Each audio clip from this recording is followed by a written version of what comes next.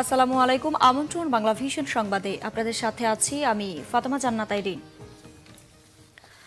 প্রধানমন্ত্রী শেখ হাসিনা বলেছেন, স্বাস্থ্যসেবাকে কিভাবে জনগণের দোরগোড়ায় কিভাবে পৌঁছানো যায় সেই পদক্ষেপ নিচ্ছে সরকার। জাতীয় স্বাস্থ্যসেবা দিবসের উদ্বোধনী অনুষ্ঠানে একথা বলেন তিনি।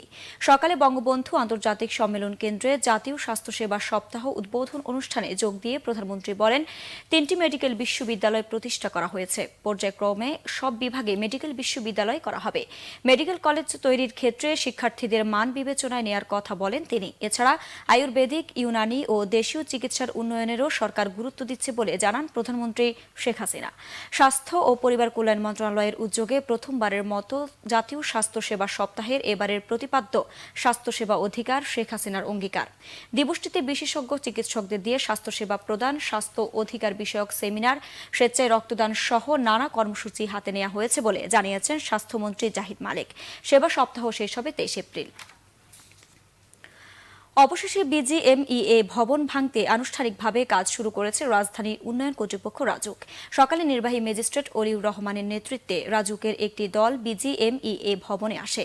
পরে ভবনে থাকা বিভিন্ন প্রতিষ্ঠানকে ভবন থেকে সব মালামাল সরিয়ে নিতে 2 ঘণ্টায় সময় বেঁধে দেন তিনি।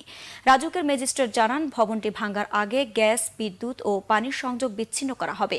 এরপর ভবনটি সিলগালা করে ভাঙার কাজ শুরু করবে রাজুক। এদিকে বিজিএমইএ ভবন ভাঙাকে কেন্দ্র করে যে কোনো অনাকাঙ্ক্ষিত ঘটনা এড়াতে আশেপাশের এলাকায় আইনশৃঙ্খলা বাহিনীর সদস্য মোতায়েন রয়েছে। বিজিএমইএ ভবন অপসারণে আপিল বিভাগে দেয়া 1 বছর সময় শেষ হয়েছে 12 এপ্রিল। গত বছরের 2 এপ্রিল সর্বোচ্চ আদালত ভবনটি অপসারণে তৈরি পোশাক ও রফতানিকারকদের শীর্ষ সংগঠন বিজিএমইএ-কে 1 বছর 10 দিন সময় বেঁধে দেন।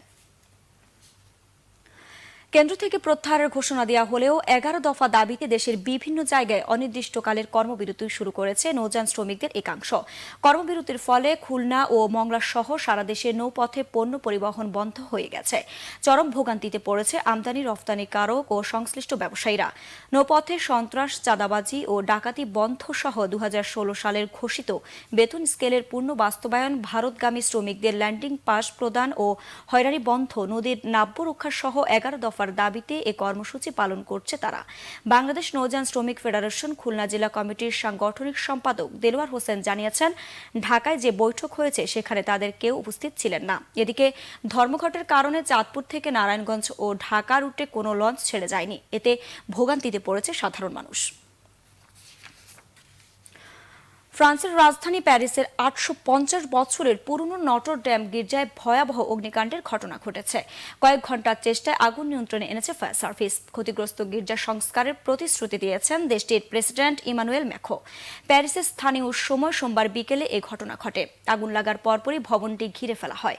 500 ফায়ার সার্ভিস কর্মীর কয়েক ঘণ্টার চেষ্টায় নটর ডেম ক্যাথেড্রালের লাগা আগুন নিয়ন্ত্রণে আসে। ছাদের খানিক অংশ ভেঙে গেছে, তবে মূল স্থাপনার কোনো ক্ষতি হয়নি বলে জানিয়েছে ফায়ার সার্ভিস।